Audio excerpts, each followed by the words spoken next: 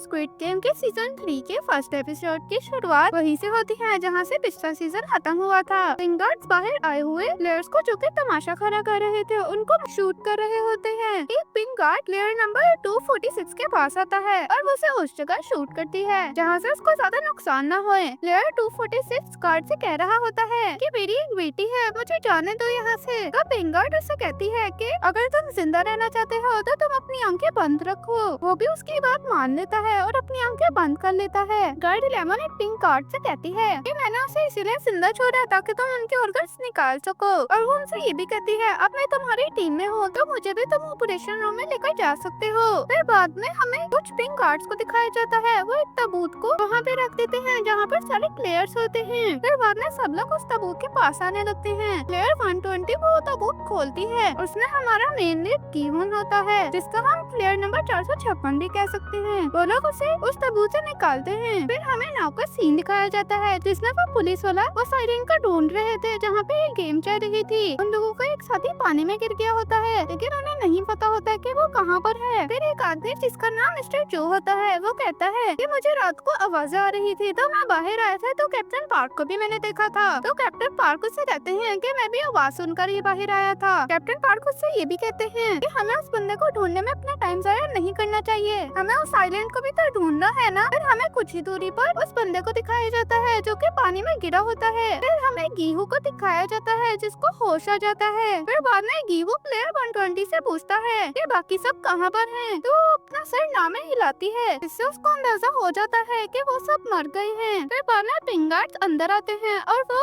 उन्हें पैसे दिखाते हैं जो कि बढ़ चुके थे क्योंकि बहुत सारे प्लेयर्स एलिमिनेट हो गए थे। गीहू गार्ड के पास आता है और उन्हें कहता है कि तुम लोगों ने मुझे क्यों जिंदा छोड़ दिया। गीवन उनसे कह रहा होता है कि तुम लोग जीत गए हो तो मुझे मार क्यों नहीं देते हो। फ्रैंकमैन भी गीवन को बैठ के देख रहा होता है। फिर बाद में फ्रैंकमैन को कैप्टन पार्क की कॉल आती है, वो भी उनके साथ ही मिला हुआ था। फ्रैंकमैन उनसे कहते हैं कि उनको इस आइलैंड तक ना पहुंचने देना। फ्रैंकमैन कैप्टन पार्क से ये भी कहता है कि अगर वो सब चालाकी करे तो उन सबको मार देना। फिर बाद में वोट्स डालने का टाइम होता है। पहला वोट गीवन ने डालना होता है, उसको पिंगार्ड्स ने हथकड़ी लगाई होती है। गीवन अपना वोट नहीं करता है तो उसका वोट नहीं गिना जाता। फिर बाद में बाकी लोग अपना वोट डालने लगते हैं। फिर हमें पिंगार्ड्स को दिखाया जाता है जो कि ताबूतों को जला रहे होते हैं। फिर बाद में हमें पिंगार्ड और गार्ड 11 को दिखाया जाता है। पिंगार्ड गार्ड 11 से पूछता है कि तुम नॉर्थ कोरिया से यहाँ पर क्यों आई हो। तो गार्ड 11 उससे कहती है कि हम ये बातें तब करेंगे जब हम यहाँ से बाहर निकल जाएंगे। फिर हमें प्लेयर्स के रूम को दिखाया जाता है। वोटिंग में ज्यादा लोगों ने गेम खेलने के लिए वोट किए होते हैं, इसीलिए कल गेम शुरू होगी। फिर कुछ लोग आकर गीवन को बुरा भला कहने लगते हैं। फिर एक 2 नंबर औरत गीवन से कहती है, वो भी उसे बुरा भला कहने लगती है। तो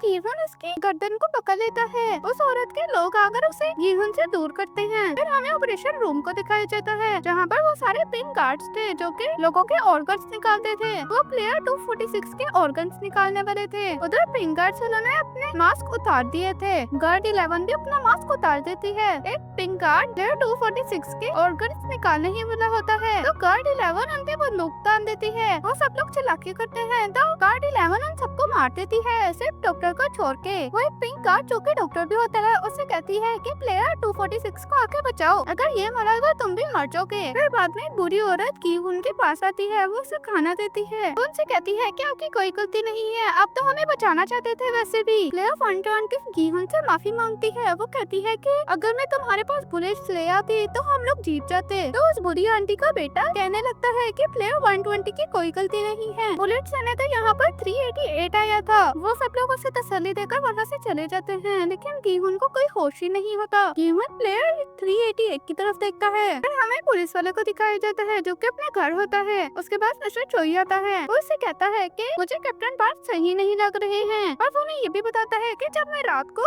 आवाज आई थी तो मैं बाहर गया था तो उधर कैप्टन पार्क भी थे और उन्होंने हाथ में स्क्रू ड्राइवर में पकड़ा हुआ था। तो पुलिस वाला उसे कहता है कि हो सकता है कि वो अपनी हिफाजत के लिए स्क्रू ड्राइवर को अपने साथ ले आए हुए। फिर मिस्टर चो पुलिस वाले से कहते हैं कि मुझे कुछ गड़बड़ लग रही है। फिर बाद में हमें गीहून को दिखाया जाता है, वो अभी भी प्लेयर 388 को ही देख रहा था जो कि सो रहा होता है। गीहून को लगता है कि सारी उसकी ही गलती है, अगर वो बुलेट्स ले आता तो हम जीत जाते, लेकिन वो टलकर वहीं बैठ गया। फिर बाद में लाइट्स खुलती हैं तो प्लेयर 388 उठ जाता है। वो उठ के देखता है तो गीहून उसे देख रहा होता है। उसे ये सब बहुत ज्यादा अजीब लगता है। फिर हमें फ्रंटमैन को दिखाया जाता है। उसके पास ब्लैक गार्ड आता है। ब्लैक गार्ड फ्रंटमैन से कहता है कि वीआईपीस आ चुके हैं। फिर बाद में हमने सब प्लेयर्स को दिखाया जाता है जो कि गेम वाली जगह पे जा रहे होते हैं। वो लोग बाहर जाते हैं तो उधर बहुत सारे लोग लटके हुए होते हैं जो कि फ्रंटमैन को मारने के लिए घर से बाहर निकले थे। गीहुन को ये देखकर काफी ज्यादा गुस्सा आता है। फिर हमें ऑपरेशन रूम को दिखाया जाता है। डॉक्टर गार्ड 11 से कहता है कि इसका काफी ज्यादा ब्लड जाया हो चुका है, इसको ब्लड की जरूरत है। तो गार्ड 11 उससे कहती है कि तुम मेरा खून इस्तेमाल कर लो। फिर हमें सब प्लेयर्स को दिखाया जाता है जो कि बॉल्स निकाल रहे होते हैं जिनके 2 कलर होते हैं, एक ब्लू और रेड कलर की बॉल होती है। गीहुन बॉल निकालता है तो उसकी रेड कलर की बॉल आती है। तो फिर बाद में पिंक गार्ड उनको गेम के रूल्स बताता है। उन्हें बताता है कि ये गेम हाइड एंड सीक की तरह है। रेड बॉल वाले लोग ब्लू वालों को ढूंढेंगे और उन्हें उनको मारना होगा, वो भी जान से। अगर रेड वाले किसी को भी नहीं मार पाए तो वो एलिमिनेट हो जाएंगे और ब्लू वालों को उनसे छुपना होगा। सब ब्लू वालों को चाबी मिली होती है जिससे वो दरवाजा खोल सकते हैं और रेड वालों को बॉक्स में खंजर मिलता है। पिंक गार्ड उनसे ये भी कहता है कि आप किसी रेड वाले से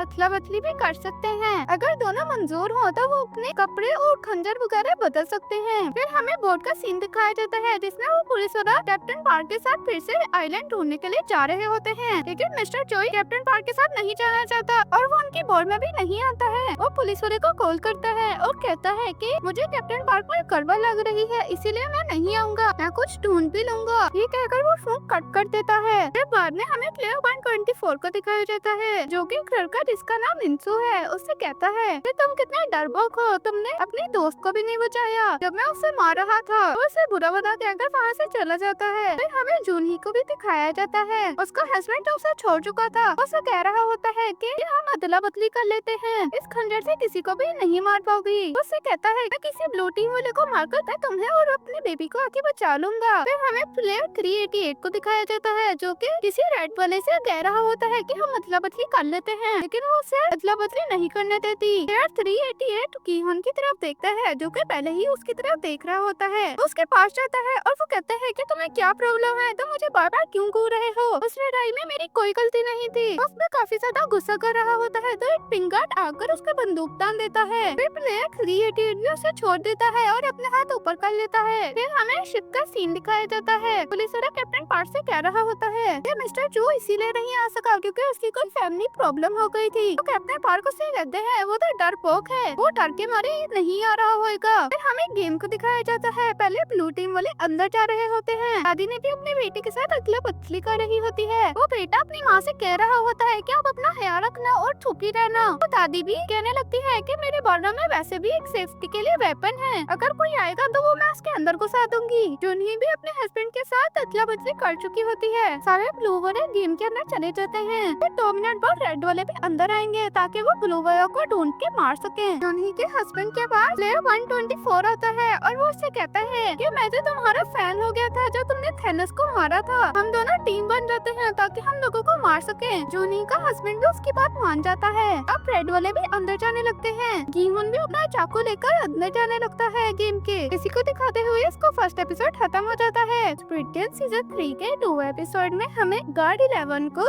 ऑपरेशन रूम में दिखाया जाता है। जब प्लेयर 246 को होश आता है तो गार्ड 11 डॉक्टर को गोली मार देती है। फिर गार्ड 11 डॉक्टर का पड़ा हुआ मास्क देखती है। फिर नेक्स्ट सीन में गेम की शुरुआत होती है। रेड प्लेयर्स अंदर जाते हैं और वो ब्लू प्लेयर्स को ढूंढना शुरू कर देते हैं ताकि वो उनको मार सके और जीत सके। फिर हमें प्लेयर 124 और जूनही के हस्बैंड को दिखाया जाता है। वो दोनों साथ मिल गए होते हैं। प्लेयर 124 कोई ड्रग्स ले रहा होता है और रेड प्लेयर्स ब्लू वालों को ढूंढ रहे होते हैं ताकि वो उन्हें जान से मार सके। हमें प्लेयर 120 और दादी और जूनही को साथ दिखाया जाता है। वो सब लोग साथ होते हैं और रेड प्लेयर से बच भी रहे होते हैं। हमें गीहुन को भी दिखाया जाता है। वो प्लेयर 388 को ढूंढ रहा होता है। उसको लगता है कि सारी गलती 388 की है। उसे वो मिल भी जाता है। गीहुन उसका पीछा करता है लेकिन जब वो उसे पकड़ता है तो वो कोई और होता है तो गीहुन उसे छोड़ देता है। फिर बाद में गीहुन दूसरी तरफ प्लेयर 388 को भी देख लेता है। तब प्लेयर 388 दरवाजा बंद कर लेता है और वहाँ से भाग जाता है। जूनी का हस्बैंड जो कि प्लेयर 124 के साथ मिला हुआ था, वो उसके साथ मिलकर एक बंदे को आधा आधा करके मार देते हैं। जब जूनी का हस्बैंड और प्लेयर प्लेयर 124 उसको मारकर वहाँ से चले जाते हैं। तो दूसरी तरफ से मिंसू निकलता है। तो मिंसू को वहाँ पर वो ड्रग्स मिलते हैं जो कि प्लेयर 124 ले रहा था। मिंसू भी वो ड्रग्स खा लेता है। फिर हमें दादी जुन्ही और प्लेयर 120 को दिखाया जाता है। वो लोग सीढ़ियों से चढ़ रहे होते हैं तो जुन्ही नीचे गिर जाती है। वहाँ पर एक रेड प्लेयर भी आ जाता है। प्लेयर 120 उसका मुकाबला करने के लिए खड़ी हो जाती है। वो उसे लड़ाई करती है, वो उसका चाकू छीनती है और उसी पे हमला कर देती है और वो उसे जान से मार भी देती है। फिर हमें जुन्ही को दिखाया जाता है जिसका पैर काफी ज्यादा गिरने की वजह से सूज गया होता है। फिर हमें जुन्ही के हस्बैंड और प्लेयर 124 को दिखाया जाता है जो कि एक एक बंदे को मार चुके होते हैं और वो पास हो चुके होते हैं इस गेम में। फिर बाद में जुन्ही का हस्बैंड इधर उधर जुन्ही को ढूंढने लगता है। फिर बाद में प्लेयर 124 जुन्ही के हस्बैंड को कहता है कि हम और भी ब्लू वालों को मारते हैं ताकि ब्लू वाले सारे मर जाए और रेड वाले भी किसी ब्लू वालों को मार ना पाए। ज्यादा लोग एलिमिनेट होंगे और इनाम भी ज्यादा बढ़ेगा। जुन्ही का हस्बैंड भी उसकी बात मान लेता है। फिर हमें प्लेयर 388 को दिखाया जाता है जो कि रेड वाले से बच के भाग रहा था। रेड वाला उस पर हमला करने लगता है। फिर तो प्लेयर 388 उसे सीढ़ियों से नीचे धक्का दे देता है और वो उस रेड वाले का चाकू भी जाकर पकड़ लेता है। फिर हमें जुन्ही को दिखाया जाता है। प्लेयर 120 उसे बताती है कि इसका पैर फ्रैक्चर हो चुका है, वो इस हालत में चल भी नहीं सकती है। तो दादी प्लेयर 120 से कहती है कि तुम जाकर कोई सेफ जगह ढूंढो, हम यहाँ पर ही ठीक हैं। फिर हमें 2 नंबर औरत को दिखाया जाता है जिसने अपने कुछ साथी भी बनाए हुए थे। वो 2 नंबर औरत एक दरवाजा खोलती है तो वो डर के वहाँ से भाग जाती है और अपने साथियों को वहीं छोड़ देती है। फिर उस दरवाजे से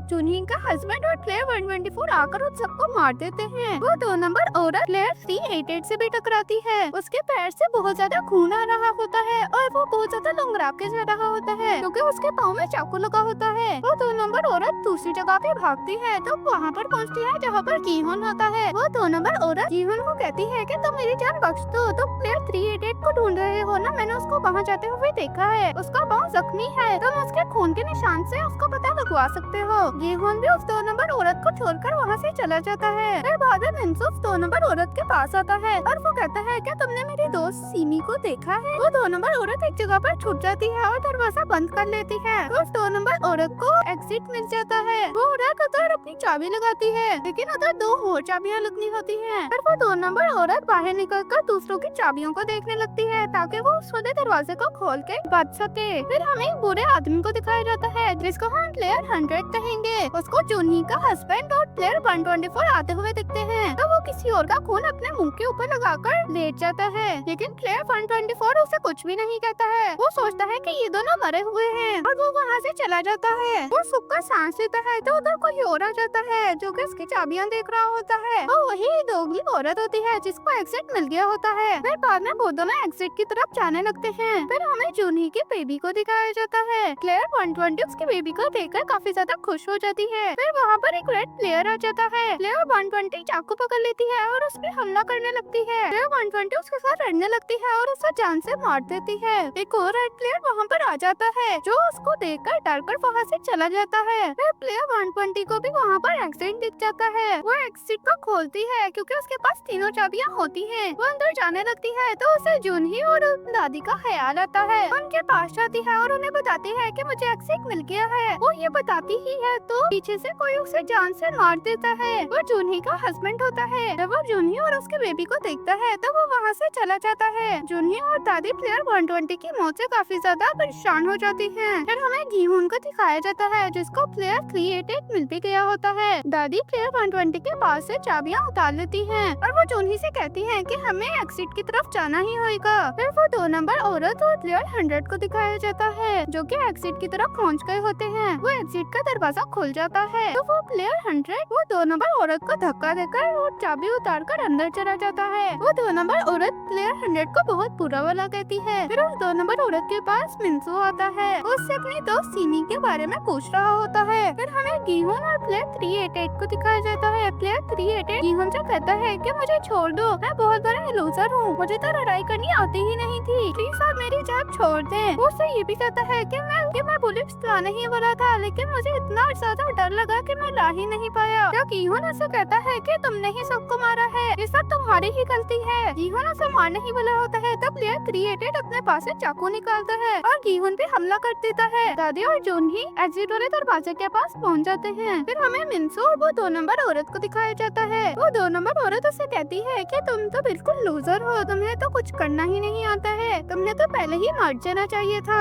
उसे प्लेयर 124 की बात भी याद आती है जो उसे कहा करता था कि तुम लूजर हो। इस वजह से गुस्से में आकर मिन्सो उस 2 नंबर औरत को मार देता है। जब वो 2 नंबर औरत नीचे गिर जाती है तो मिन्सो को उसके अंदर सीमी दिखती है क्योंकि उसने ड्रग्स लिए हुए थे, इसीलिए उसको हेलुसिनेशन हो रही थी। फिर हमें दादी और जूनही को दिखाया जाता है। वो दादी उधर सारी चाबियां लगा देती है। वो जहाँ पर जूनही और दादी होती है वहाँ पर दादी का बेटा आ जाता है। दादी अपने बेटे के पास आती है। उसका बेटा उसे बताता है कि मैंने अभी तक किसी को भी नहीं मारा है, मुझे उस लड़की को मारने दे ताकि मैं बच सकूं। दादी अपने बेटे से कहती है कि तुम मुझे मारो, लेकिन जूनही और उसकी बेटी को कुछ ना कहना। फिर हमें प्लेयर 338 को दिखाया जाता है जो कि गीहुन से बच के भाग रहा होता है फिर से, और वो वाला दरवाजा खोल लेता है जहाँ पर आगे कोई रास्ता नहीं होता। गीहुन उसके पास आता है और उससे लड़ने लगता है। गीहुन उसको गला दबाकर उसे मार देता है। जब गीहुन ने प्लेयर 338 को मारा हुआ होता है तब फ्रेंडमैन भी उसे देख रहा होता है। फिर हमें दादी का सीन दिखाया जाता है। दादी का बेटा उसे कहता है कि मैं आपको नहीं मार सकता और वो जूनही के पास आ जाता है। उसकी बेबी गर्ल भी रोने लगती है। दादी का बेटा उसे मारने ही वाला होता है तो दादी अपने बालों में छुपा हुआ हथियार निकालकर अपने बेटे को ही मार देती है। फिर गेम का टाइम भी खत्म हो चुका होता है। जब गीहुन ने प्लेयर 338 को मार दिया होता है तब वो दूसरी तरफ बैठ के रो रहा होता है और वो कहता है कि ये मेरी गलती थी, और वो उसी चाकू से खुद को मारने लगता है। तो एक पिंक गार्ड आकर उसके चाकू पर गोली मार देता है ताकि वो खुद को ना मारे, और पिंक गार्ड उसको बेहोश भी कर देता है अपनी गन से। फिर हमें दादी को दिखाया जाता है। वो अपने बेटे को गले लगाकर काफी ज्यादा रोती है तो वहाँ पर पिंक गार्ड्स आ जाते हैं। वो उसके बेटे को गोली मार देते हैं और उसका बेटा भी एलिमिनेट हो जाता है। इसी को दिखाते हुए इसका 2 एपिसोड भी खत्म हो जाता है। जूनही के हस्बैंड और प्लेयर 124 को दिखाया जाता है जो कि रूम में आ चुके होते हैं। प्लेयर 124 जूनही के हस्बैंड से पूछता है कि तुमने वो क्लोजर लोकेट देखा है, उसमें मेरी गोलियां थी कुछ। प्लेयर 124 बाहर जाने लगता है ताकि वो अपना नेकलेस ला सके। तब पिंक गार्ड उसे रोक देता है। प्लेयर 124 पिंक गार्ड से कहता है कि मेरी कोई चीज उधर गिर गई है। पिंक गार्ड उसे कहता है कि अब उधर जाने की इजाजत नहीं है। फिर हमें मिन्सो के पास वो लोकेट को दिखाया जाता है। प्लेयर 124 पिंक गार्ड के साथ लड़ने लगता है तो फोन पे बंदूक तान देते हैं। फिर उन्हें जूनही के बेबी के रोने की आवाज आती है तो वो लोग रुक जाते हैं। जूनही, दादी और उसकी बेबी भी अंदर आ जाती हैं। फिर हमें गार्ड 11 को दिखाया जाता है जो कि प्लेयर 246 को गार्ड के कपड़े पहनाकर ऑपरेशन रूम से बाहर निकलते हैं। प्लेयर 246 उससे कहता है कि तुम मेरी मदद क्यों कर रही हो, तो गार्ड 11 उसे कहती है कि अगर तुम जिंदा रहना चाहते हो तो मेरी बात मानो, और वो भी उसकी बात मानने लगता है। बाद में वहाँ पर 3 गार्ड्स आते हैं और वो उन्हें रकम को बताते हैं। फिर हमें फ्रेंडमैन को वीआईपीज़ के साथ दिखाया जाता है। फिर हमें बोर्ड का सीन दिखाया जाता है।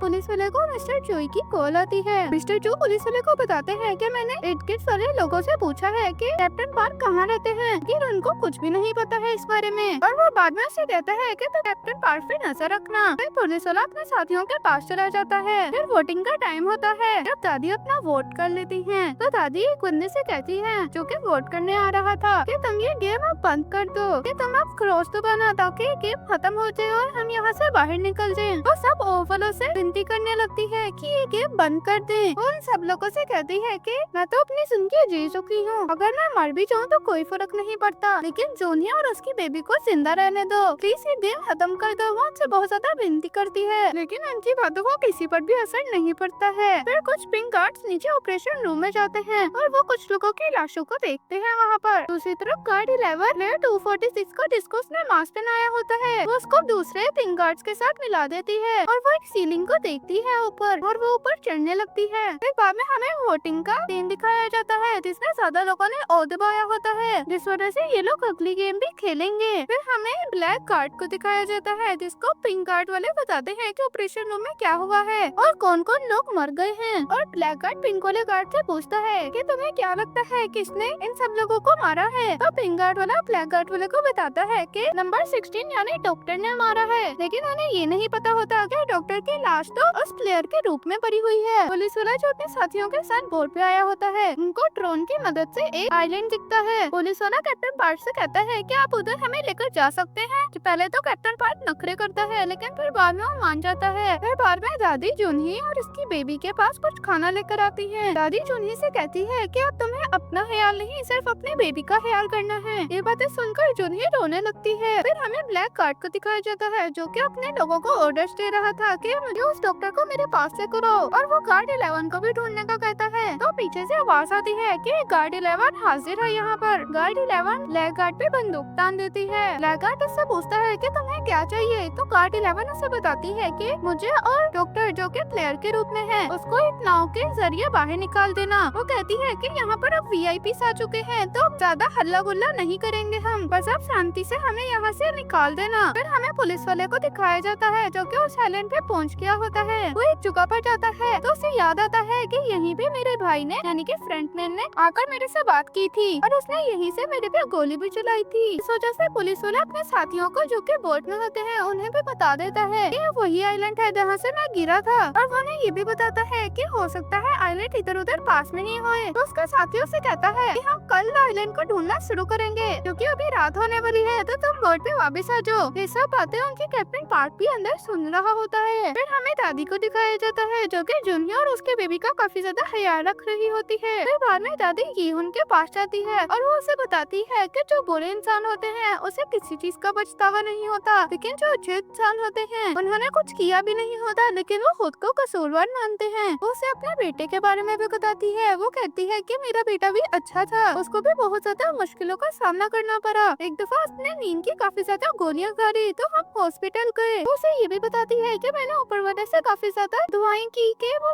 मेरे बेटे को बचा ले। हॉस्पिटल में तो वो बच गया, लेकिन बाद में क्या हुआ, मैंने ही अपने बेटे को खुद से मार दिया। दादी भी रोने लगती है और वो खुद को कसूरवार मानती है कि अपनी वजह से मेरा बेटा मर गया। फिर बाद में दादी यीहुन से कहती है कि जूनही और उसके बेबी को बचा ले। तो यीहुन उसे कहता है कि अब मैं पहले जैसा पर्सन नहीं रहा हूँ, अब मेरे में कोई हिम्मत नहीं है। तो दादी उसे कहने लगती है मुझे पता है कि आप भी हमें बचाने आए हैं, आप प्लीज जूनही और उसके बेबी को बचा लीजिए। वो उससे बहुत ज्यादा विनती करती है। फिर बाद में हमें मिस्टर चोई को दिखाया जाता है जो कि अपने दोस्त के साथ गाड़ी में होते हैं। वो कैप्टन पार्क के घर पहुंच जाते हैं। मिस्टर चो अपने गन भी पकड़ लेते हैं और टाप कर उनके घर के अंदर चले जाते हैं। वहाँ पर एक डॉगी भी होता है जो कि बंधा हुआ होता है। वो डॉगी उस पे काफी ज्यादा भौंक रहा होता है, लेकिन मिस्टर चो से बचकर किसी तरह अंदर चले जाते हैं। फिर दूसरी तरफ हमें गार्ड 11 को दिखाया जाता है जिसको एक पिंक गार्ड खाना देने के लिए आता है। उस खाने में चाबी होती है जो कि बोट की होती है। फिर बाद में ब्लैक गार्ड अपने बंदे से कहता है कि ऑपरेशन रूम में दोबारा जाकर देखो, मुझे कुछ गड़बड़ लग रही है। फिर हमें कुछ स्विंग गार्ड्स को दिखाया जाता है जो कि ताबूत को अंदर ला रहे होते हैं। यीहुन देखता है तो उसे नजर आता है कि दादी ने खुदकुशी कर ली है। दुनिया उन्हें देखकर काफी ज्यादा रोने लगती है। फिर बाद में पिंक गार्ड्स ऑपरेशन रूम में जाते हैं। वो जिसने प्लेयर्स के कपड़े पहने हुए थे उसको स्कैन करते हैं तो उन्हें पता चलता है कि वो डॉक्टर है जो कि मर चुका है, और डॉक्टर के कपड़ों में प्लेयर 246 है। ये सब कुछ वो ब्लैक गार्ड को भी बता रहा होता है। फिर हमें मिस्टर चू को दिखाया जाता है जो कि कैप्टन पार्क के घर में घुस के कुछ ढूंढ रहा होता है ताकि वो उसकी असलियत का पता लगा सके। उसे उधर कैप्टन पार्क की काफी ज्यादा पिक्चर्स दिखती हैं जिसमें वो देखता है कि कैप्टन पार्क की पिक्चर उस सेल्समैन वाले बंदे के साथ भी है। वो ये पिक्चर देख ही रहा होता है तो उसे कोई आवाज आती है। उस डॉगी की चेन खुल गई होती है और वो उसके पास आ जाता है और वो डॉगी मिस्टर चू को काटने लगता है। अब अगली गेम भी स्टार्ट होने वाली होती है और सब प्लेयर उस गेम वाली जगह पर जाने लगते हैं। फिर हमें मिस्टर चोई को दिखाया जाता है। कैप्टन पार्क के डॉगी को मार दिया होता है। वो वहाँ से बाहर निकलने लगता है तो उसे डॉगी के घर के नीचे कुछ डब्बा दिखता है जिसको वो खोलता है तो उसके अंदर बहुत सारे पैसे होते हैं। उसमें से एक लिफाफा भी मिलता है उसे जिसके अंदर पिंक गार्ड के कपड़े होते हैं। फिर वहाँ पर पुलिस भी आ जाती है जो कि मिस्टर चू को पकड़ लेती है। सब प्लेयर गेम वाले रूम में जाने लगते हैं। जूनही जिसका पैर काफी ज्यादा जख्मी था वो अपने बेबी को लेकर चल रही होती है। गेहून जूनही के पास आता है। गेहून उसे कहता है कि तुम अपने बेबी को मुझे दे दो, अगर तुम जख्मी पाँव से चल के गिर गई तो बेबी को भी हर्ट होएगा। जूनही भी अपना बेबी गेहून को पकड़ा देती है। ये सब कुछ जूनही का हस्बैंड भी देख रहा होता है जिसको इस बात से बहुत ज्यादा गुस्सा भी आता है। फिर बाद में हमें जूनही को दिखाया जाता है जो कि खुद को कसूरवार मान रही थी और वो गेहून से कहती है कि मेरी वजह से प्लेयर 120 और वो दादी मर गई। तो गेहून उससे कहता है कि इसमें तुम्हारी कोई गलती नहीं है, तुम परेशान ना हो, और वो उसे अपनी बेटी के बारे में भी बताता है और वो उसे कहता है कि मैं भी एक अच्छा डैड नहीं बन पाया हूँ अपनी बेटी के लिए। फिर बाद में हमें VIPs को दिखाया जाता है जो कि बात कर रहे होते हैं कि जूनही और उसकी बेटी को भी गेम खेलनी पड़ेगी। फिर बाद में वो सब प्लेयर गेम के अंदर जाते हैं। इस गेम का नाम जंप रोप होता है। प्लेयर्स को दिए हुए टाइम में जंप करके उस वाली लाइन तक पहुंचना होता है। जब प्लेयर 124 नीचे देखता है तो वो काफी ज्यादा डर जाता है क्योंकि वो नीचे बहुत ज्यादा गहरा होता है। मिन्सू वो लॉकेट निकालता है लेकिन वो दोबारा से अपनी जेब में रख देता है। इवन जोनी से कहता है कि मैं तुम्हारी मदद करूंगा, हम दोनों साथ में जाएंगे ताकि हम जीत सके। फिर बाद में हम गेम खत्म होने के बाद बेबी को आकर ले जाएंगे। फिर बाद में एक पिंक गार्ड गीहुन के पास आता है और वो उससे कहता है कि दिए हुए टाइम में सब प्लेयर्स को उस तरफ पहुंचना होगा। अगर कोई इधर बचा तो उसे गोली मार के खत्म कर दिया जाएगा। टोनिया उनसे कहती है कि ये कोई प्लेयर नहीं है। तो पिंक गार्ड उसे कहता है कि जो भी इस गेम में शामिल है वो प्लेयर ही है। गीहुन उनसे कहता है कि ये क्या बदतमीजी है, वो तो सिर्फ एक बच्ची है। वो पिंक गार्ड्स गीहुन और जूनी के ऊपर गन तान देते हैं। मतलब वो साफ साफ कह रहे होते हैं कि बेबी को भी उस पर लेकर ही जाना है। उन्होंने भी बेबी को प्लेयर बना दिया होता है। इस वजह से VIPs भी बहुत ज्यादा खुश हो जाते हैं। तो बाद में जूनी गीहुन से कहती है कि आप मेरे बेबी को लेकर उस पर जा सकते हैं क्या। बाद में मिन्सू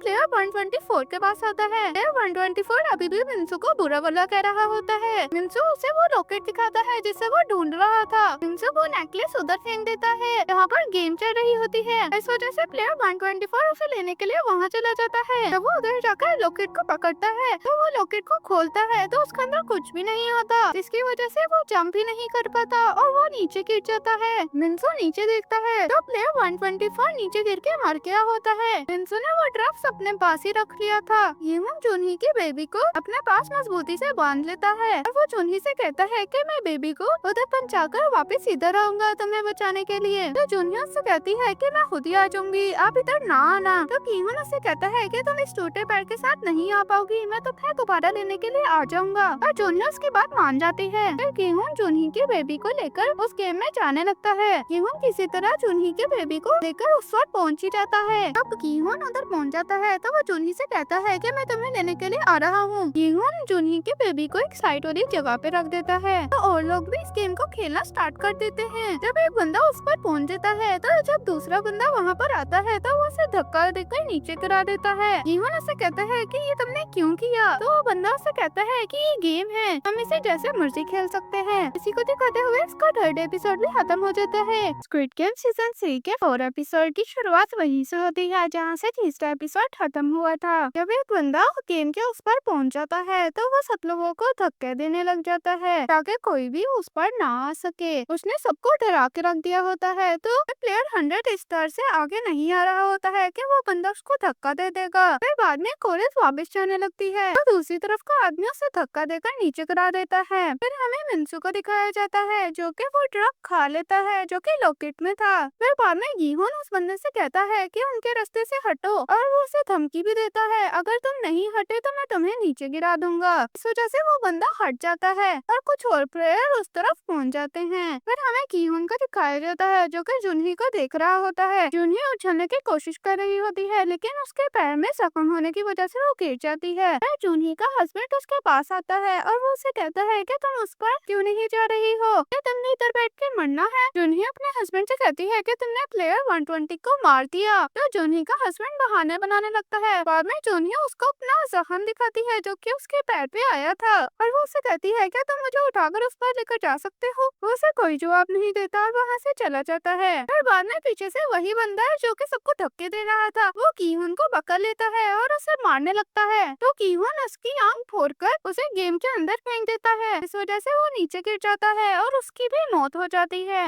और फिर बाद में कीहुन सब लोगों को गेम के उस पर आने देता है। फिर हमें मिन्सू को दिखाया जाता है जिसने ड्रग्स लिए होते हैं। उसने भी गेम खेलना स्टार्ट कर दी होती है। मिन्सू जब ऊपर वाली डोर की तरफ देखता है तो उससे लगता है कि वो डोर उसकी तरफ देख के स्माइल कर रही है क्योंकि उसने ड्रग्स लिए होते हैं इसलिए उसको हेलुसिनेशन हो रही होती है। फिर बाद में गीवन उसे अपनी तरफ बुलाता है तो वो भी उस तरफ जाने लगता है। जूनी का हस्बैंड भी जूनी को छोड़कर गेम में शामिल हो जाता है। फिर जब सब प्लेयर उधर पहुंच जाते हैं तो फिर गीवन जूनी से कहता है कि मैं तुम्हें लेने के लिए आ रहा हूँ, टाइम भी बहुत कम बचा हुआ होता है। फिर बाद में जूनी गीवन से कहती है कि आप इधर मत आना, अगर आप नहीं सरवाइव करेंगे तो मेरी बेबी का कौन ख्याल रखेगा। जूनी रोने लगती है और वो भी नीचे गिर जाती है। फिर हमें गार्ड 11 और प्लेयर 246 को दिखाया जाता है जो कि गार्ड के कपड़ों में होता है। वो लोग यहाँ से बाहर निकल रहे होते हैं, उनको ब्लैक गार्ड भी देख रहा होता है। ब्लैक गार्ड अपने लोगों से कहता है कि गार्ड 11 और उसके साथी का पीछा करो। गार्ड 11 और प्लेयर 246 भी गेम से बाहर निकल जाते हैं और वो एक आइलैंड पे होते हैं। फिर बाद में हमें वीआईपीज को दिखाया जाता है जो कि बात कर रहे होते हैं कि जो जूनही का बेबी है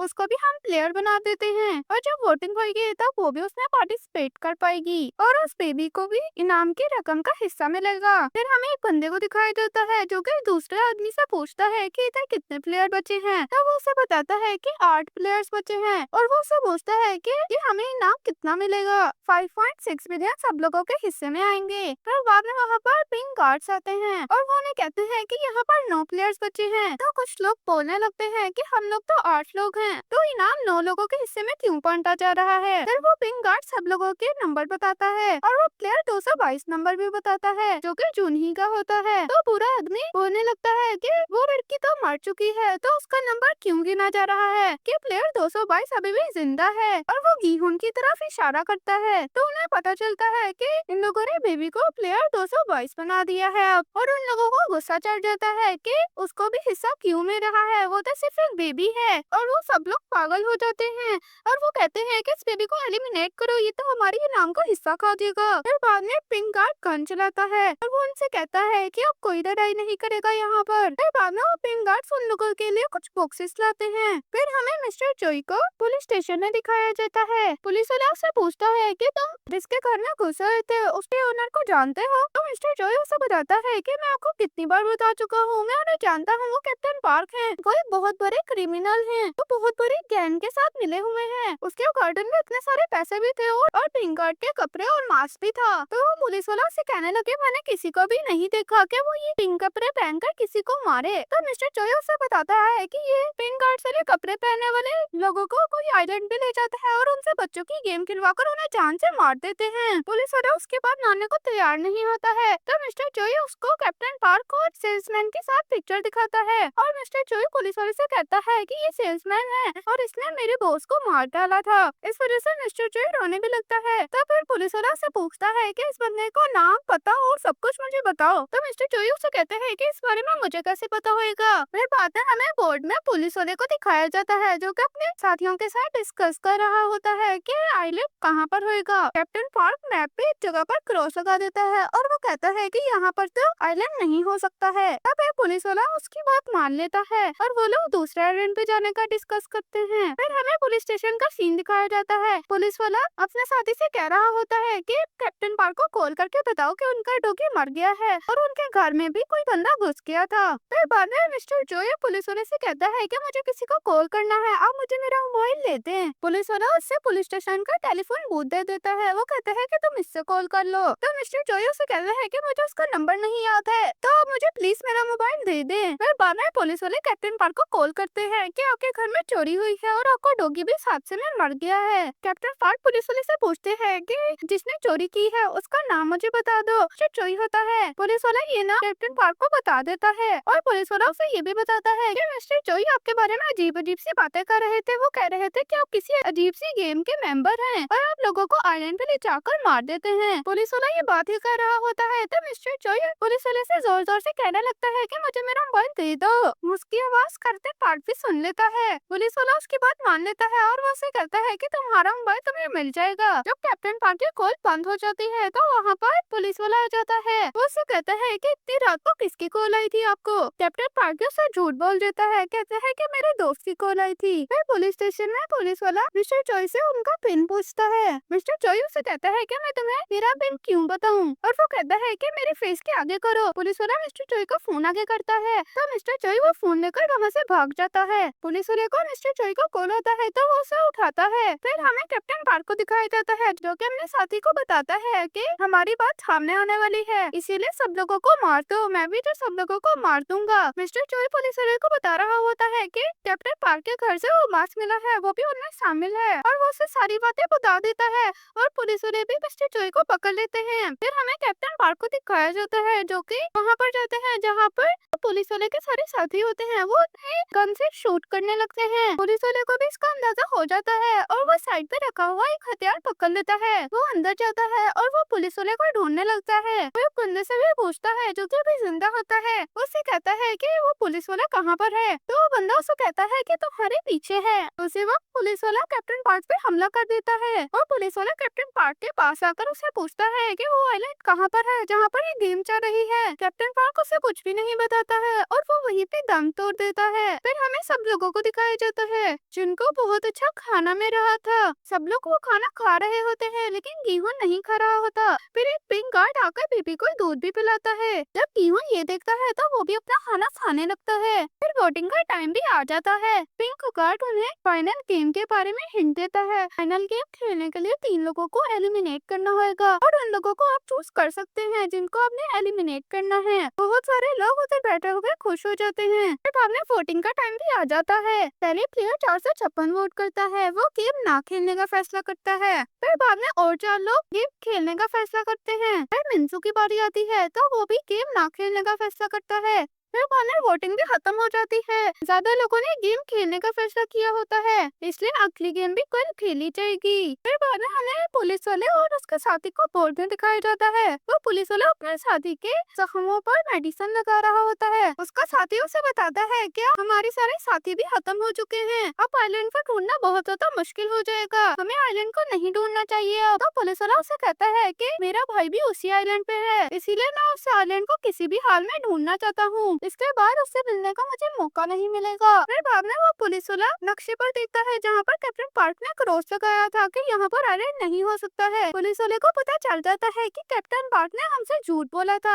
जहाँ पर उसने क्रॉस लगाया है वहीं पे कहीं आइलैंड होएगा। फिर हमें गार्ड 11 और प्लेयर 246 को दिखाया जाता है जो कि बोट के जरिए यहाँ से बाहर निकल रहे होते हैं। फिर हमें फ्रंटमैन को दिखाया जाता है, उसको भी पता चल जाता है कि कैप्टन पार्क पकड़े गए हैं। फिर हमें गार्ड 11 को दिखाया जाता है जिसको ब्लैक गार्ड की कॉल आती है। ब्लैक गार्ड उसे कहता है कि तुम प्लेयर 246 को मेरे पास लेकर आ जाओ, तुम्हारा उसके साथ क्या रिश्ता है मुझे नहीं पता, लेकिन यहाँ से जाने के बाद वो अपनी बेटी के पास हॉस्पिटल जाएगा। और वो उसे कहता है कि तुम वापस उस आइलैंड पर आ जाओ। गार्ड 11 भी अपनी बोट घुमा देती है और उस आइलैंड के पास जाने लगती है। फिर बाद में हमें सब प्लेयर्स को दिखाया जाता है, वो लोग जिन्होंने गेम खेलने का फैसला किया था। उन्होंने सोचा कि हम प्लेयर नंबर 456 को चूज कर लेते हैं और हम उन्हें एलिमिनेट कर देंगे। सब लोग उसकी बात मान जाते हैं और जूनही का हस्बैंड भी उसकी बात मान जाता है। फिर बाद में गार्ड 11 बोट से उतर जाती है और वो प्लेयर 246 से कहती है कि तो बोट को तेज चलाना और उस तरफ पहुंचकर पुलिस वालों को कॉल कर देना, तुम्हारी बेटी खतरे में है। प्लेयर 246 अपना मास्क उतार कर कहता है कि तुम्हें कैसे पता मेरी बेटी के बारे में, तो गार्ड 11 उसे कहती है कि तुम जल्दी से यहाँ से भाग जाओ। प्लेयर 246 भी बोर्ड लेकर वहाँ से जाने लगता है और गार्ड 11 वापस से आइलैंड पे जाती है। प्लेयर 246 की बोर्ड पे ट्रैकर भी लगा होता है जिसकी लोकेशन ब्लैक गार्ड के पास भी होती है। ब्लैक गार्ड अपने साथियों से कहता है कि उन लोगों को मार डालो। फिर एक पिंक गार्ड जीहुन के पास आता है और वो उसे कहता है कि कोई तुमसे मिलना चाहता है। जीहुन को फ्रंटमैन ने बुलाया होता है, वो भी फ्रंटमैन के पास चला जाता है। फ्रंटमैन जीहुन से कहता है कि मेरे पास तुम्हारे लिए एक ऑफर है, जिससे तुम खुद को और बेबी को बचा सकते हो। फ्रंटमैन उससे कहता है कि मैं तुम्हारी और बेबी की मदद करना चाहता हूँ। जीहुन उसे कहता है कि मैं तुम पे कैसे बिलीव करूँ कि तुम हमारी मदद करोगे। फ्रंटमैन उसे एक हथियार देता है। फ्रंटमैन उसे कहता है कि तुम इस नाइफ के जरिए उन लोगों को मार सकते हो। जीहुन उसे कहता है कि तुम मुझसे ये क्यों कराना चाहते हो, तो फ्रंटमैन अपना मास्क उतार देता है। जीहुन उसको देखकर काफी ज्यादा हैरान होता है और वो वही चाकू उठा लेता है जो कि फ्रंटमैन ने उसे दिया था। फ्रंटमैन उसे कहता है कि अगर मैं मर भी जाऊंगा तब कोई नया लीडर आ जाएगा और कल की गेम खोकर ही रहेगी, तुम्हें मुझे मारकर कोई फायदा नहीं होएगा। फ्रंटमैन जीहुन से कहता है कि तुम उन सब लोगों को मार देना और तुम और बेबी बचोगे, फिर इस वजह से कल की गेम नहीं हो पाएगी। फिर जीहुन जाने लगता है तो फ्रंटमैन उसे कहता है कि तुम आज भी लोगों पर भरोसा करते हो। इसी को दिखाते हुए इसका 4 एपिसोड भी खत्म हो जाता है।